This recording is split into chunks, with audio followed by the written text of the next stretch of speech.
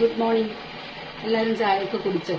അപ്പോൾ ഞാനൊരു ചായയൊക്കെ ഉണ്ടാക്കിയിട്ട് നിങ്ങളുടെ അടുത്ത് ഒന്ന് സംസാരിക്കാമെന്ന് വിചാരിച്ചു. ഒരുപാട് പേരുടെ റിക്വസ്റ്റ് ആണ് കേട്ടോ ഞാനൊന്ന് ഓൺ വോയിസ് ചെയ്യണോ എന്നുള്ളത്. അപ്പം അതുകൊണ്ടാണ് ഞാനിങ്ങനെ ഓൺ വോയിസ് വന്നത്.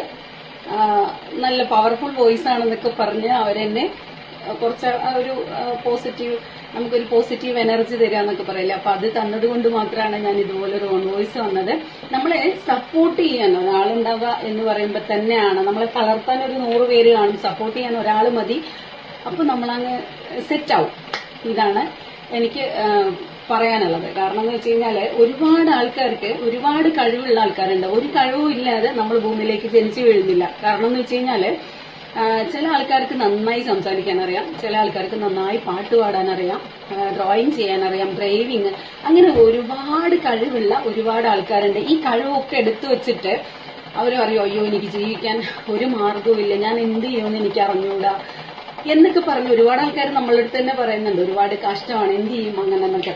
അപ്പൊ നമുക്ക് നമ്മുടെ കഴിവിനെ പുറത്തെടുക്കുക എന്നുള്ളതാണ് എനിക്ക് പറയാനുള്ളത്.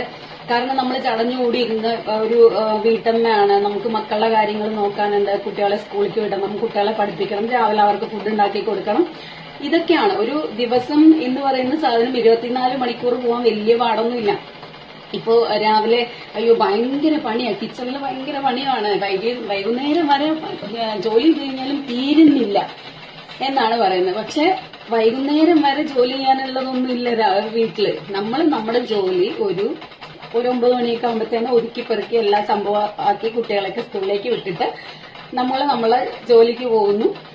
അപ്പൊ ആ സമയം, അതായത് വീട്ടിൽ തന്നെ ഇരിക്കുന്ന ആൾക്കാർക്ക് വൈകുന്നേരം വരെ പണിയെടുത്തു കഴിഞ്ഞാലും തീരില്ല, ജോലി തീരില്ല എന്നുള്ളതാണ്. പക്ഷെ അങ്ങനല്ല, നമ്മൾ സമയം ഉണ്ടാക്കിയെടുക്കുന്നതാണ്. ഒരാളോട് സംസാരിക്കാനുള്ള സമയമില്ല.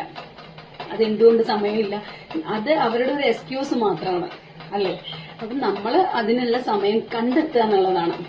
അപ്പൊ എന്റെ അടുത്ത് തന്നെ ഓൺ വോയിസ് ചെയ്യാൻ പറഞ്ഞപ്പം ഞാൻ പറഞ്ഞത് തീരെ സമയമില്ല എന്നുള്ളത്. അപ്പം എന്റെ അടുത്ത് തിരിച്ചു ചോദിച്ചത്, നിനക്ക് സോങ് ഒക്കെ വെച്ച് റീൽ എടുക്കാൻ സമയമുണ്ടല്ലോ, അപ്പൊ ഒരു ഓൺ വോയിസ് ചെയ്യുന്നതിന് എന്താണ് കുഴപ്പം? അപ്പൊ ഞാനും ചിന്തിച്ച കാര്യമാണ്, ശരി എന്നാ പിന്നെ അങ്ങനെ ചെയ്യാം. ഒരാളെ നമ്മളെ സപ്പോർട്ട് ചെയ്യുവാണ്, നീ അത് ചെയ്യേ, എന്തേലും ആയിക്കഴിഞ്ഞാലും കുഴപ്പമില്ല, ചിലപ്പോൾ അത് മണ്ടത്തരം ആവാം, കുഴപ്പമൊന്നുമില്ല, ഒരുപാട് യാത്രകൾ ചെയ്യുന്നുണ്ട്. അപ്പൊ നീ ഒരു ഓൺ വോയിസ് എടുത്തിട്ട്, അതിൽ സോങ് ഒന്നും ഇല്ലാതെ ഓൺ വോയിസ് ഇട്, നോക്കാം നമുക്ക് എവിടം വരെ പോകുന്നുള്ളതെന്ന്.